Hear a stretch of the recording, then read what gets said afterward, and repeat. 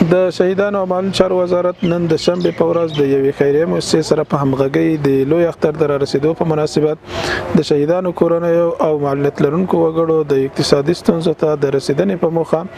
پر 400 تنو یتیمانو، کونډو، معلولینو او عامو بېوزله هیوادوالو باندې خوراکي توکي وویشل. په دغو مرستو کې وړه، غوړي، وریجې او 3 قلمه نور غذایي مواد شامل وو. د شهیدانو او معلول چارو وزارت د خیریه مؤسسې له کړیو مرستو مننه کوي او په نورو خیریه بنسټونو، مؤسساتو او ملي تجارانو باندې غږ کوي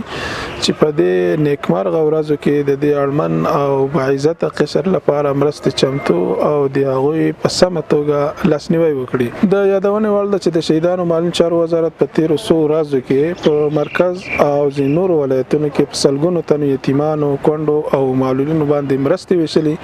او دغه ډول مرستې په نورو ولایتونو کې پر مستحقو کسانو هم وویشل شي.